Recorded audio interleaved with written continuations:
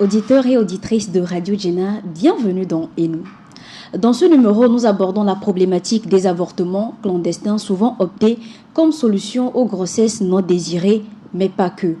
En effet, les autres détails concernant la problématique seront discutés au cours de l'émission.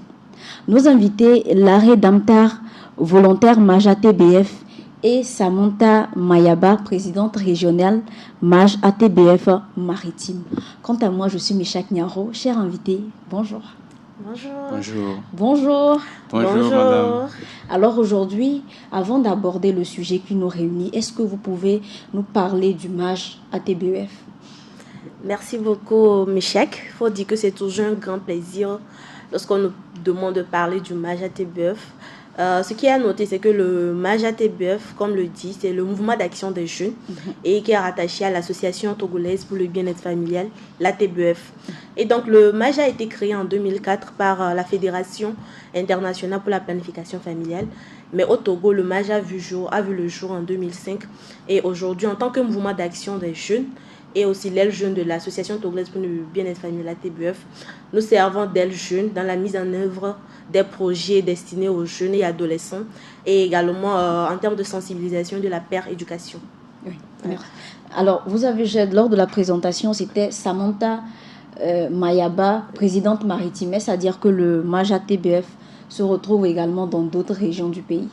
D'accord, tout comme l'ATBF qui se retrouve dans 5 coordinations, dans les 5 régions, lorsque nous prenons au niveau de la Kara, Kara couvre le Grand Nord, c'est-à-dire la savane et la région de la Kara, qui constitue en même temps une antenne. Et nous revenons au niveau de la centrale. Au niveau de la centrale, nous avons Sokodé, l'antenne centrale. Il y a également l'antenne plateau et pour finir l'antenne maritime. Et donc dans chaque point où se situe l'ATBF aujourd'hui, nous retrouvons le mouvement d'action des jeunes. Au niveau de chaque antenne, nous avons un centre de jeunes qui est animé par les jeunes qui sont nous, qui sommes des MAJ. Et donc, nous menons des activités de sensibilisation, des causeries éducatives à l'endroit de nos pères. D'accord. Larry voudrait ajouter quelque chose? Oui, bien sûr.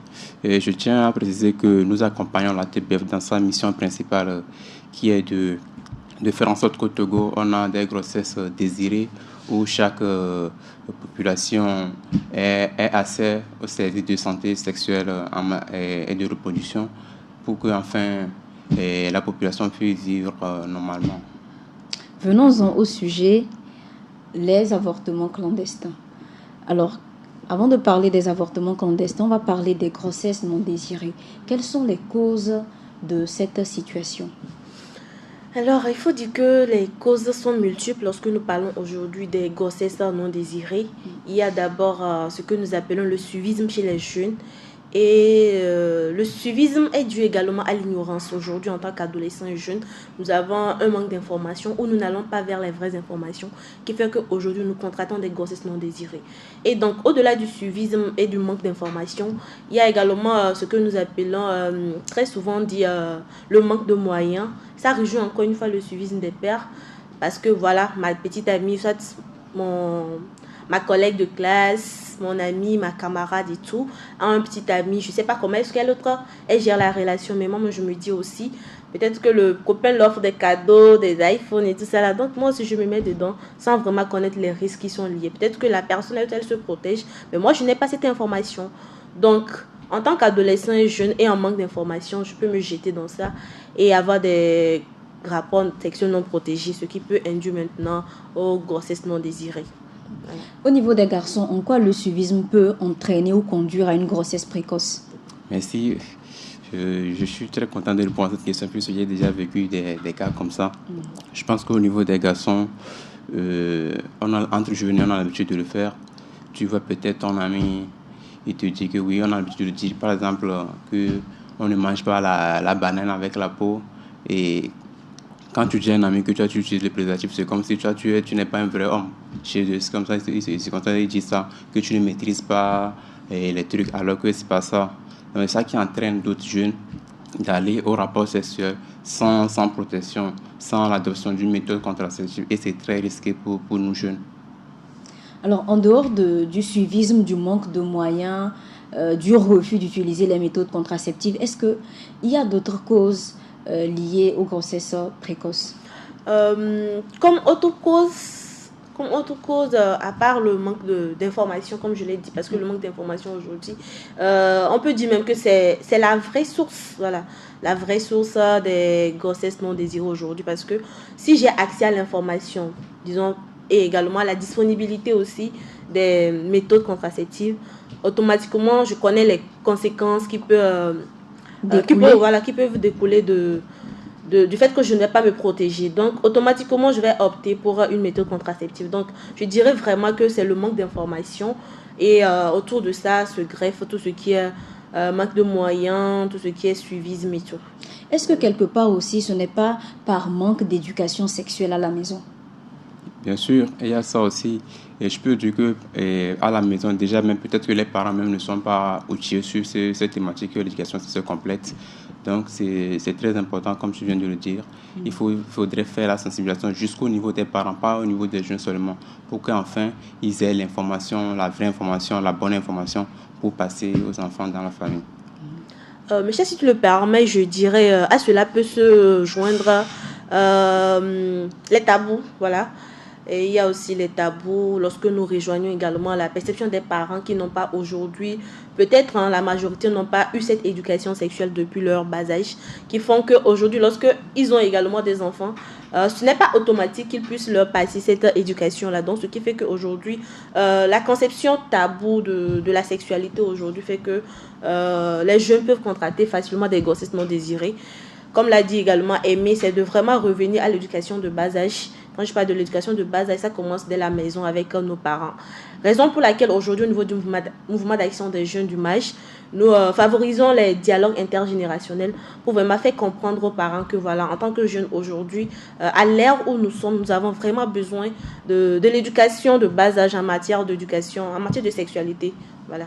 Oui, selon vous qui êtes axé sur les questions de droit santé sexuelle et reproductive, selon vous, quelles doivent être les informations qui doivent être véhiculées ou qui doivent être contenues dans ce qu'on appelle éducation sexuelle? Alors, lorsqu'on parle de l'ESC, voilà, en abrégé, c'est un terme vaste. Mais lorsque nous prenons déjà au niveau des parents, c'est d'apprendre à l'enfant aujourd'hui toutes ces parties du corps intime et tout ça là. Ça protège également l'enfant, que ce soit un jeune homme, un jeune garçon, une jeune fille. Déjà, nous savons très bien qu'il y a des violences qui sont faites aux enfants au plan corporel, voilà. Les violences sexuelles. Voilà, les violences sexuelles, voilà. Donc, avec déjà l'éducation de bas âge qui, voilà, une mère qui dit, ou ça, un papa qui dit à sa fille, ça c'est ton sexe, personne ne doit le toucher.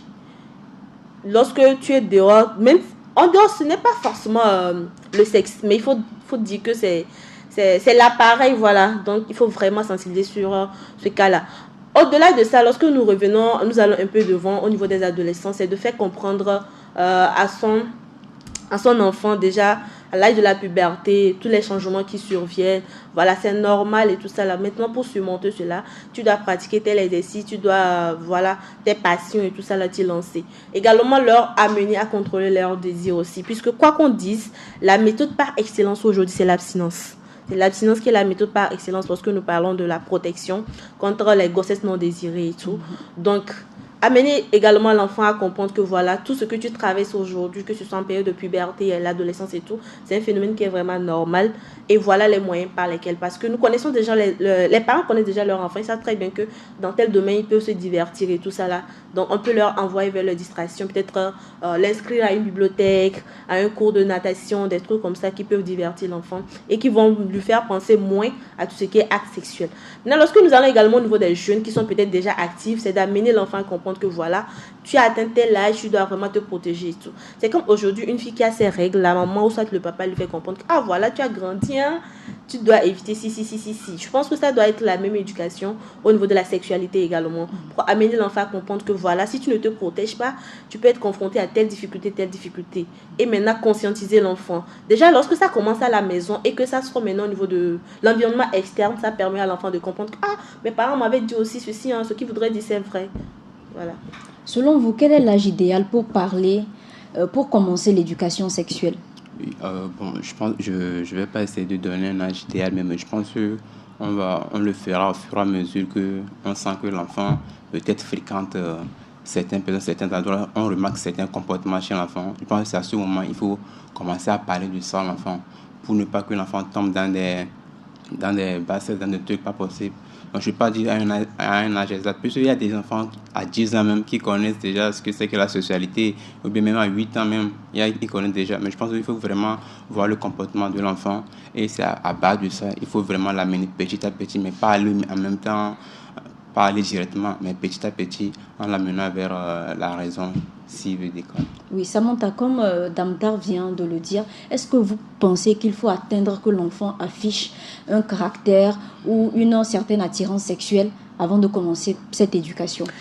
Bon, il faut dire qu'il n'y a pas d'âge précis pour vraiment commencer le SI à l'enfant. Comme je l'ai dit précédemment, aujourd'hui, beaucoup d'enfants sont confrontés à des violences sexuelles, que ce soit envers leurs propres parents, des voisins et tout ça là. Donc déjà, c'est d'amener l'enfant à comprendre que ton sexe, il t'appartient. Et je pense très bien que déjà à l'âge de 7 ans, 8 ans, comme l'a dit Amy, on peut déjà commencer avec ces petits jets de protection pour l'enfant. Pas forcément lui dire, voilà, préservatif, c'est si. Mais déjà, en fonction de l'âge, du comportement également de l'enfant, on peut lui adresser des messages qui vont avec. Il faut dire qu'il y a des enfants aujourd'hui, voilà. Si l'enfant, on commence le SC à 12 ans, 13 ans, c'est qu'il voudrait dire que peut-être qu'il est déjà au collège. Et au collège, nous savons très bien qu'il y en a des gens qui sont déjà actifs sexuellement. Je sais pas si en ce moment, même la puberté commence et on se sent attiré par l'autre sexe. Voilà. Et donc, voilà, lorsqu'il y a déjà l'attirance, c'est que il y a une sonnette d'alarme qui vient. Et donc, les messages que les parents, soit les éducateurs doivent adresser aux enfants, soit à l'adolescent, sont différents de lorsque la personne est au primaire, par exemple. Est-ce que vous pensez qu'il y a un âge auquel l'éducation sexuelle s'arrête? Moi, je dirais non. L'éducation sexuelle, comme je l'ai dit, c'est vaste. Quand on prend l'ESC, c'est un terme vraiment vaste. Il y a beaucoup de choses qui y sont dedans. Et il faut dire que dans certaines parties également, on parle même de la ménopause. On va jusqu'à parler de la ménopause. Et si on prend ce cas-là, je ne pense pas qu'il y a... on doit avoir une âge limite pour parler d'éducation. Pour moi, c'est un apprentissage continu, peu importe l'âge. Okay. Pour rebondir par rapport à ce qu'elle vient de dire, quand on prend l'ESC, c'est vraiment vaste. Puisque l'ESC, elle a 7 composantes. Le genre, on a la reproduction sexuelle, c'est beaucoup, quoi, c'est vaste. Donc on ne peut pas dire que non, à certains âges donnés, on sera en mesure de tout apprendre. Donc c'est très vaste. Lorsqu'on parle de grossesse non désirée, on se rend compte que lorsque ça advient, les jeunes prennent un certain nombre de décisions, notamment l'avortement clandestin, l'avortement en général. Qu'est-ce qui motive cela? Il faut dire qu'aujourd'hui, je prends juste l'exemple de Samantha que je suis. Imaginez que je suis enceinte aujourd'hui et que j'ai peut-être 18 ou 16 ans. Et j'ai peur d'abord d'en parler à mes parents parce que c'est très bien qu'à la maison, on ne parle pas de sexualité. J'ai peur également de la vie des gens. De manière externe, qu'est-ce que les gens vont penser. Le regard de la société. Le regard de la société, bien évidemment. Étant peut-être une fille très brillante à l'école, tout le monde n'allait jamais y penser que voilà, j'allais tomber enceinte, soit même que j'avais même des rapports sexuels. Aujourd'hui, qu'est-ce qui me vient à l'idée? C'est de vraiment me débarrasser de la grossesse en premier lieu. C'est tout ce qui passe par la tête des adolescents aujourd'hui lorsque ils attrapent, voilà, ils tombent enceintes. Et il faut dire que la clandestinité, ça rassure beaucoup plus les jeunes parce que là-bas, ils se disent, voilà, on se dit qu'il y a la confidentialité. Personne ne saura si je le fais clandestinement et que je passe à autre chose. Donc, de là, déjà, il y a plusieurs causes que j'ai citées. Voilà, au niveau des parents, le regard de la société, l'avenir qui sera brisé, voilà, les rêves, les objectifs, tout ça là. Je me dis, si aujourd'hui je me débarrasse de cet enfant-là, automatiquement, je n'aurai pas de soucis. La vie va continuer comme il se doit. Or, on ignore vraiment les conséquences qui peuvent vraiment y en découler lors de ces actes, lors de l'avortement en elle-même. Est-ce que quelque part aussi, ce n'est pas parce que généralement les auteurs de grossesse refusent d'assumer? Damtar. Effectivement, il y a ça aussi. C'est une des principales causes aussi. Il y a ça aussi. Et je voulais insister vraiment sur, c'est-à-dire la réaction des parents, la réaction que les parents auront quand peut-être la fille va les annoncer qu'elle est tombée enceinte. Je pense que dans ce genre de situation, quand les parents arrivent à mettre la fille, c'est-à-dire ne pas avoir un mauvais comportement vers l'enfant, je pense qu'en ce moment, la fille va se sentir en sécurité pour vraiment en parler. Mais au moment où la fille sait que le parent, le papa ou la maman aura une réaction vraiment pas bonne, donc elle va se dire non, le mieux c'est que je vais aller me cacher quelque part pour essayer de me débarrasser de ça. Puisque au moment où les parents c'est-à-dire comprennent la fille, peu importe ce que le monsieur lui dit, si les parents arrivent à rassurer la fille, je pense que la fille peut garder cette grossesse. Les filles ont plus peur surtout de la réaction des parents que la réaction de l'auteur de l'engrosseur. Alors, oui. Quels sont les différents éléments qui permettent de caractériser un avortement et de dire qu'il est clandestin? Okay. D'abord, lorsqu'on parle de clandestin, aujourd'hui, ce qui voudrait dire, c'est fait dans un endroit caché, voilà, où la personne est informée ou soit caché à la vue de tous, voilà. Donc aujourd'hui, lorsqu'on parle de clandestin, automatiquement, on se dit que voilà, c'est fait dans un endroit clos, personne ne sait et tout ça là.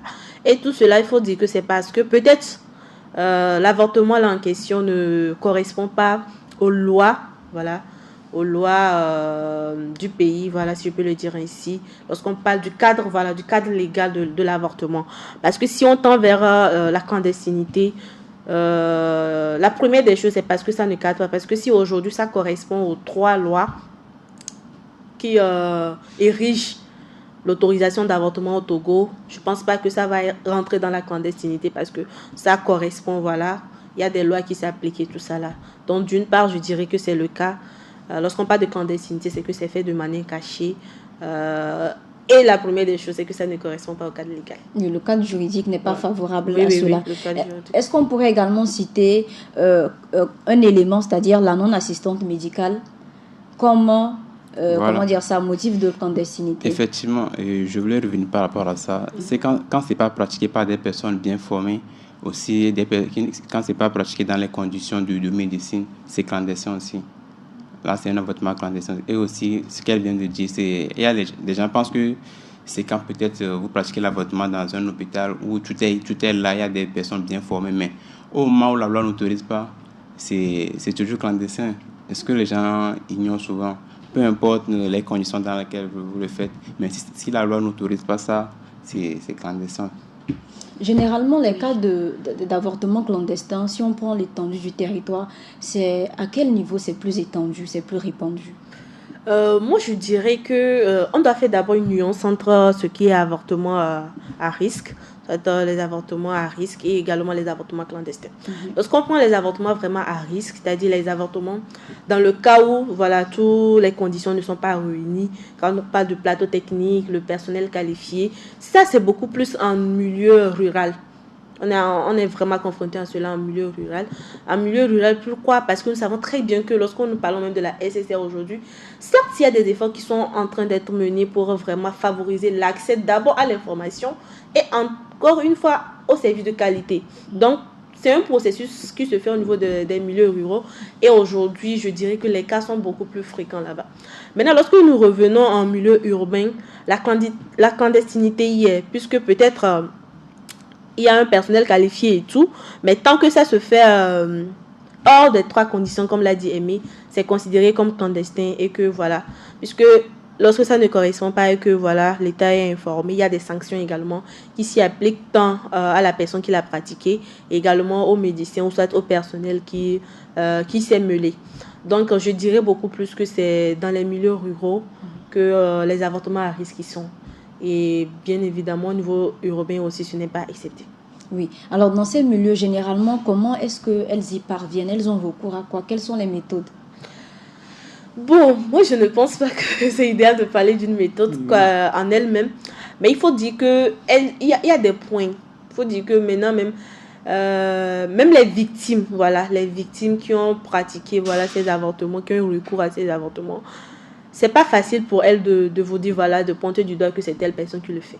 Jusqu'aujourd'hui, il y a quand même des enquêtes, il y a beaucoup de choses qui sont en train de mener vraiment pour sensibiliser les pratiquants, voilà, les pratiquants de ces actes-là, à leur conscientiser pour que, voilà, on puisse ne serait-ce que référer les cas vers les cliniques adaptées pour vraiment suivre le processus. Est-ce que dans ce cas-là, puisqu'il y a vraiment des jeunes filles aujourd'hui, la personne tombe enceinte, mais le simple fait qu'elle ait consulté une prestataire pour lui faire cas de son problème, à la fin la personne peut désister.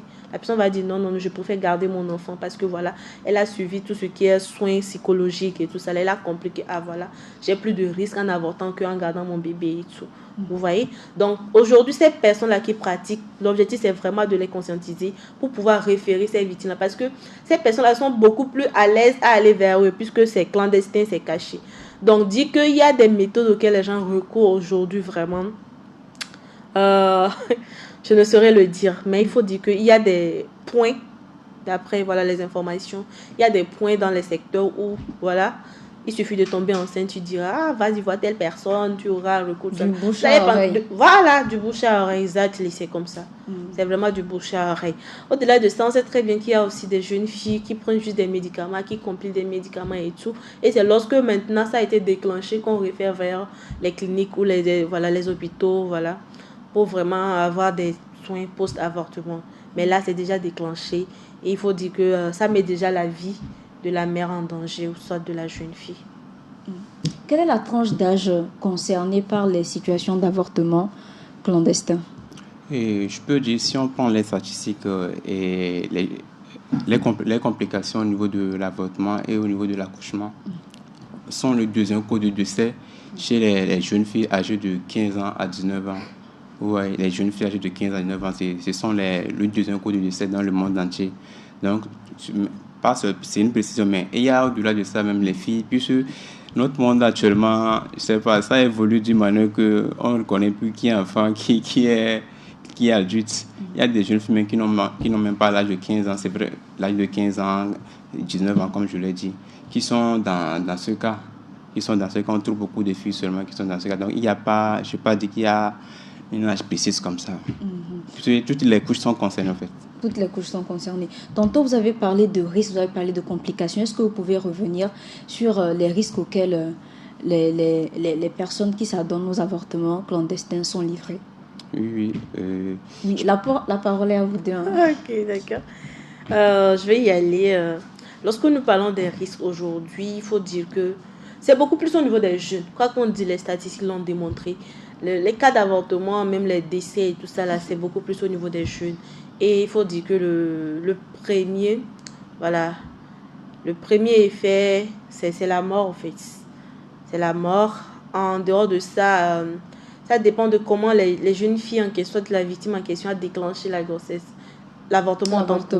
Oui. Il y en a, elles vont même jusqu'à perdre leur utérus, ce qui voudrait dire automatiquement la personne devient stérile, elle ne pourra pas avoir d'enfant et tout ça là. Et au-delà de ça, il y a des aspects dont nous n'en parlons pas très souvent, mais qui sont vraiment importants. Ce sont les effets psychologiques qui agissent au niveau de la jeune fille en question. Il faut dire que ce n'est pas un truc facile. Il faut vraiment passer par un processus. Raison pour laquelle nous insistons sur le référencement. Tout le monde n'est pas vraiment qualifié à vouloir conseiller, orienter en termes de prise de décision lorsqu'on parle de l'avortement. Il y a des personnes qui sont vraiment formées pour ça. Et c'est pour cela que nous voudrions nous sensibiliser encore une fois de référer ces cas-là. Même que ce soit la grossesse d'une maman, d'une jeune fille, d'une personne lambda. Lorsqu'elle nous en parle, la première des choses, c'est de le référer, de référer la personne vers une personne qualifiée, une personne de confiance. Et maintenant, de là, lorsqu'elle suit tout le processus, orientation, à la fin, maintenant, on lui laisse le libre choix de décider. Bien sûr, ça doit toujours être dans le cadre légal. Si la personne veut avorter, que ça suit vraiment le cadre légal, il n'y a pas de souci. Oui. Voilà. En dehors de l'appareil reproducteur, est-ce que l'avortement peut apporter des complications sur le reste des organes du corps? Je pense que je vais pas. Je pense que cette question est plus réservée aux spécialistes. Parce que je ne vais pas donner une fausse information que je ne maîtrise pas. Parce que j'ai cru entendre dans les informations qui circulent, c'est qu'il y a des risques d'infection, de maladies infectieuses. Et comme vous l'avez dit, vous avez parlé des troubles psychologiques qui surviennent après. Dire que ça touche autre organe, il faut dire que c'est l'appareil génital de la femme vraiment. Comme je l'ai dit, tout dépend de la manière dont la personne a déclenché l'avortement. Si la personne a déclenché l'avortement à la maison et que la personne a utilisé des méthodes non sanitaires et tout, elle peut avoir des infections. Ça, c'est automatique. Elle peut également avoir des infections et tout ça là. Certes, vous avez dit tantôt que vous n'avez pas les statistiques et des données en ce qui concerne le taux d'avortement clandestin, mais des informations que vous avez relevées entre les adolescentes et les jeunes, lesquels des deux le pratiquent le plus? Je dirais que c'est au niveau des jeunes. Des jeunes. C'est au niveau des jeunes. C'est au niveau des jeunes. Les adolescents, si, certes, il y en a, mais c'est beaucoup plus au niveau des jeunes. C'est beaucoup plus au niveau des jeunes. Mais il faut dire que voilà, les statistiques qui ont été faites, ça prend déjà l'âge d'adolescence. Puisqu'on ne demande pas automatiquement l'âge de la personne de manière directe, c'est une tranche qu'on situe. Une estimation. Voilà, une estimation, voilà, pour voir. Lorsqu'on prend de 14 à 30 ans. Voilà, c'est beaucoup plus dans cette tranche-là. Oui, Damtar, dites-nous pourquoi est-ce que les jeunes hésitent à recourir aux soins médicaux lorsque cette situation arrive? Je pense que tout d'abord, c'est le regard de la société. Tu vas, dans certains hôpitaux, même tu vas à la consultation, peut-être la sage-femme qui est là, la manière de même te voir, tu es obligé, peut-être, on dit, je ne sais pas, vous êtes là, on dit, mais qui est venu pour l'avortement, qui est venu pour un truc comme ça, c'est gênant, quoi. L'accueil, donc on doit vraiment travailler sur ce truc, vraiment l'accueil, former c'est-à-dire les médecins, ceux qui sont concernés autour de la situation, et les autres aussi, c'est-à-dire nos parents, tout le monde, afin pour qu'il n'y ait pas de stigmatisation envers ceux qui veulent avoir accès à ces... Samantha, pourquoi est-ce que les jeunes filles hésitent à recourir aux solutions médicales? Moi, je dirais dans un premier temps, c'est dû au manque d'information. C'est dû au manque d'information. Je reviens encore une fois sur le cadre légal de l'avortement aujourd'hui. Lorsque nous prenons le cadre légal, la première condition dans le cas où l'avortement est autorisé, c'est lorsque ça met en danger la vie de la mère ou de l'enfant. Voilà. La deuxième condition, c'est lorsque la grossesse est issue d'un viol ou d'une relation incestueuse. Et pour finir, c'est lorsque l'enfant à naître aura une malformation. Donc déjà, lorsque tu es dans les trois conditions, est-ce que je sais très bien qu'aujourd'hui, lorsque j'ai été violée, j'ai le droit de recourir à un avortement au cas où je suis enceinte?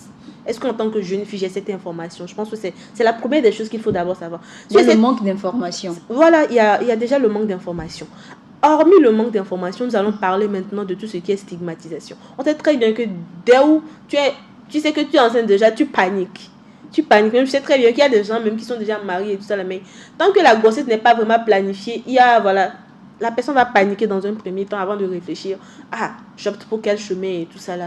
Donc, il y a également tout ce qui est tabou, stigmatisation. Maintenant, lorsque on prend le cas où la personne correspond peut-être à la situation du viol, il y a maintenant les contraintes dans le processus. La personne doit d'abord se faire consulter par un médecin, déjà une semaine, pas plus après le viol, le cas de viol, pour vraiment se faire diagnostiquer, pour prouver vraiment que elle a été violée. Ensuite, il faut maintenant se diriger vers tout ce qui est justice et tout ça. C'est tout un processus qui est long aujourd'hui, sur lequel également nous sommes en train de porter des plaidoyers pour que ces victimes-là puissent vraiment avoir justice. Donc, je dirais que c'est le manque d'information. Après le manque d'information, il faut dire l'accès, difficile, soit non facile, de ces soins-là, complets en avortement lorsqu'on correspond vraiment, puisque c'est tout un processus. Il faut avoir un collègue de médecins pour vraiment prouver que c'est issu d'un viol, que ce soit également au niveau de la mère, de la santé. Le processus n'est pas facile. Et aujourd'hui, ça constitue également une contrainte. Parce que du moment où vous êtes en train de... Peut-être les avocats sont en train de se déchaîner par là, la police par ici, les présentés par là. La victime, psychologiquement, elle n'est pas stable. Donc, tout ce processus-là fait que lorsque je suis enceinte et que je me dis, est-ce que je vais encore passer par tout ce processus-là? Soit la personne décide de le faire clandestinement chez elle à la maison. Avec tous les risques. Avec tous les risques. Parce qu'elle se dit que ça, c'est encore mieux que tout le monde sera informé. Et peut-être à la fin même, je n'aurai pas justice. Il y a beaucoup de contraintes autour de ces prises de décision qui font qu'aujourd'hui, en tant que jeune fille, elles hésitent encore une fois à aller vers les personnes qualifiées. Mais comme moi, je le dis tout le temps, au niveau de la TBF, nous avons vraiment des prestataires de qualité qui sont là vraiment disponibles à l'écoute de ces jeunes filles-là, que ce soit issu du viol ou pas, lorsque la personne est enceinte, et que vraiment elle se sent perdue, elle doit se diriger vers des personnes qualifiées. Au-delà de ça, il faut dire qu'il y a aussi les contraintes lorsqu'on parle de distance et tout. Raison pour laquelle aujourd'hui au niveau de la TBF, nous nous adaptons en fonction de... Voilà, avec l'avènement du numérique, il y a l'application Info Ado Jeunes qui est là. Il y a aussi la ligne verte, le 88-28 qui est là, sur lequel les jeunes peuvent vraiment prendre des informations et tout concernant leur cas, que ce soit juste des informations en lien avec l'ESC, avec la SSR, la DSSR et tout, ou également prendre des rendez-vous, discuter avec le prestataire. Avec l'application, c'est encore plus facile puisqu'il y a la télémédecine. La personne peut prendre des rendez-vous, discuter et tout ça là. Et la confidentialité est vraiment de mise. De mise. Alors, est-ce que quelque part, ce n'est pas le manque de moyens qui fait que certains jeunes n'ont pas recours aux services médicaux en cas de grossesse non désirée? Bien sûr, je pense que c'est l'une des causes aussi. Il y a ça, effectivement, c'est le manque de moyens. Mais je pense que, comme le venait de le dire Samantha, il y a l'information. Puisque je pense qu'actuellement, à la TBF, il y a beaucoup de structures aussi. À la TBF, on a des... Pour ce genre de service, le prix n'est pas aussi élevé que ça. C'est abordable à tout jeune de venir, surtout les jeunes. Quand les jeunes viennent, on essaie de voir les prix pour eux. Et ce que je peux relever aussi, c'est dans les zones un peu reculées. C'est ça même le véritable problème. Dans les zones un peu reculées, comment avoir accès à des endroits où on peut avoir ce genre de service. C'est ça même le véritable problème. Sinon, si le coût, je pense que le coût actuellement, surtout avec la TPF, c'est abordable à tout genre de population. Est-ce que de nos jours, les méthodes contraceptives de tout genre sont accessibles aux jeunes? Moi, je dirais oui. Si on me demande à savoir voilà, quelle est la méthode la plus accessible, là, je dirais voilà, c'est le préservatif. Et le préservatif, nous avons le féminin et le masculin, voilà. Le condom, voilà, et le fémidon. Mais si on doit parler de l'accessibilité aujourd'hui de ces méthodes, je dirais oui. De manière générale, les méthodes sont vraiment accessibles aux jeunes. C'est maintenant à eux d'aller vers les prestataires pour vraiment voir lequel de ces méthodes-là leur correspond le mieux en fonction de leurs besoins. Mais comme je l'ai dit aussi, je le dis tantôt, il y a encore des défis à faire avec ceux qui sont dans les milieux ruraux. Aujourd'hui, il y a les cliniques mobiles que nous faisons pour vraiment aller vers ces milieux-là. Mais ça reste encore des défis vraiment à relever. Et également maximiser les sensibilisations au niveau des centres d'apprentissage dans les milieux en question et également au niveau des écoles. Généralement, lorsqu'on parle de méthodes contraceptives, la première chose à laquelle on pense, ce sont les préservatifs. Je ne sais pas si c'est parce que quelque part c'est assez vulgarisé, mais il y a également d'autres méthodes contraceptives, mais dont on ne parle pas beaucoup. Pourquoi? Je pense qu'on en parle, hein. Par exemple, lors de nos sensibilisations, on propose toutes les méthodes. Donc, c'est aux jeunes de voir, d'aller chez un prestataire pour voir quelle méthode lui convient. Par exemple, il y a les pilules contraceptives même. Il y a les injections, les implants, tout. Sinon, on en parle quand même. Oui. Jacques, oui, vas-y. Pour rebondir, je lui dis, comme je l'ai dit, la méthode la plus accessible, on peut parler du préservatif. Et aujourd'hui, si vous allez voir que même lors des campagnes et tout, certes, on parle de toutes les méthodes, voilà, pour les jeunes, mais c'est toujours le préservatif qui est mis en avant. Pourquoi? Parce que le préservatif aujourd'hui protège les jeunes, non seulement des grossesses non désirées, mais également des IST. Et c'est la seule méthode qui protège des IST. Double protection. Voilà, une double protection avec le préservatif. Raison pour laquelle voilà, c'est beaucoup plus vulgarisé au niveau des adolescents et des jeunes. Oui. Malgré cette vulgarisation, cette sensibilisation, cette accessibilité, on se rend compte qu'il y a toujours cette petite hésitation-là d'une certaine proportion des jeunes à aller vers les méthodes contraceptives. De quelle manière est-ce qu'on pourrait les emmener à les adopter? Moi, je dirais que c'est toujours la confidentialité, hein, puisque si je sais très bien qu'aujourd'hui, si je me dirige vers ce centre-là et que je vais voir la prestataire, je vais finir, je vais sortir, personne ne le saura. Mais si je me rends compte que, dans cette clinique-là, lorsque tu sors, jusqu'à ce que tu ne mettes pied dehors même, tout le monde est déjà informé. Ton quartier me déjà informé que, voilà, telle fille est passée ici, hein, je ne vais jamais y aller. Même moi, Samantha, je ne vais jamais y aller là-bas pour avoir une méthode contraceptive. Parce que tout ça là, il y a tout ce qui est encore tabou aujourd'hui autour de la chose qui fait qu'on doit vraiment s'assurer de la confidentialité lorsqu'on parle de l'accès aux services de qualité en matière nécessaire au niveau des jeunes et adolescents. Dans les pharmacies, quand tu vas pour payer, on crie fort. Oui, voilà. C'est pour cela aujourd'hui, il y a des centres adaptés. Lorsque je prends le centre d'excellence jeune de l'ATBF aujourd'hui. La confidentialité y est. Et là-bas également, on y trouve beaucoup de méthodes. Il faut dire même, presque toutes les méthodes y sont disponibles.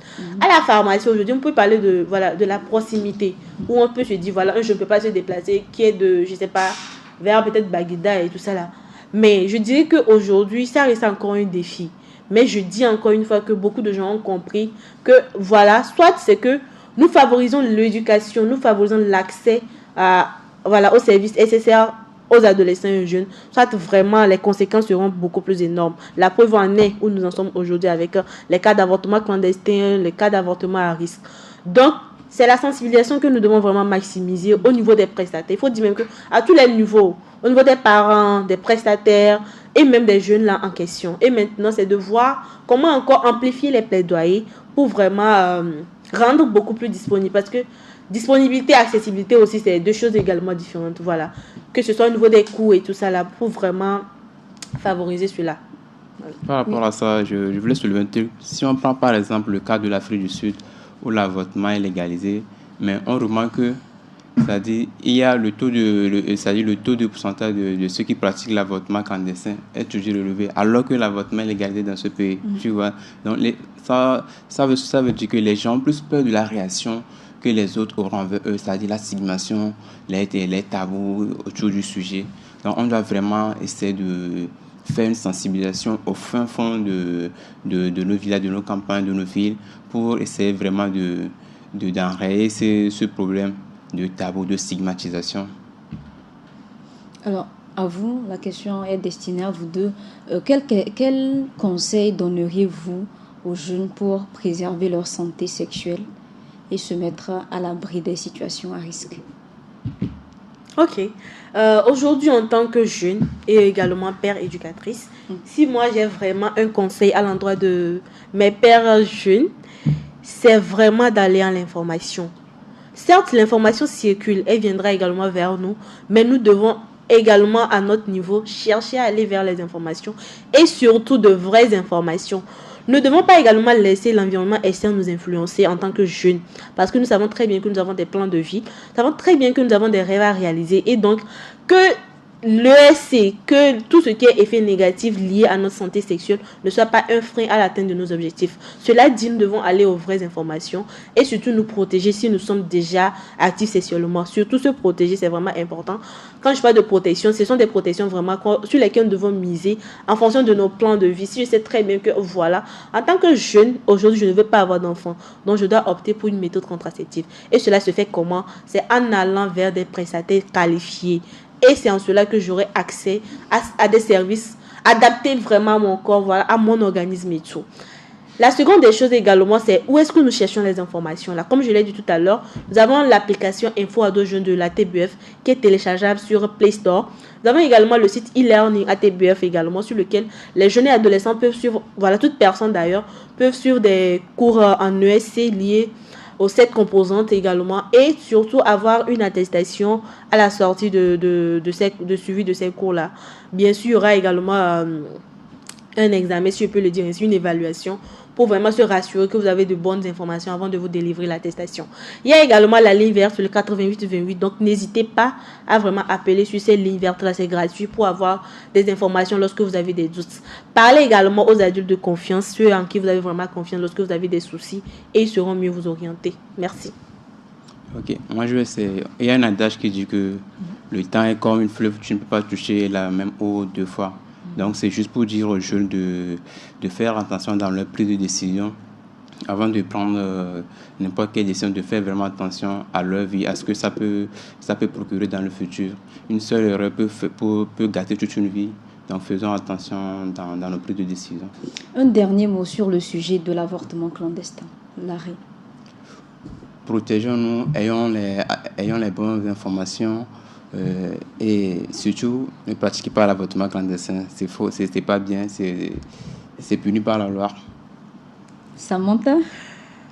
Informons-nous, c'est très important. Éduquons-nous, allons à la vraie information et évitons tout ce qui est avortement à risque, car nos vies sont en danger.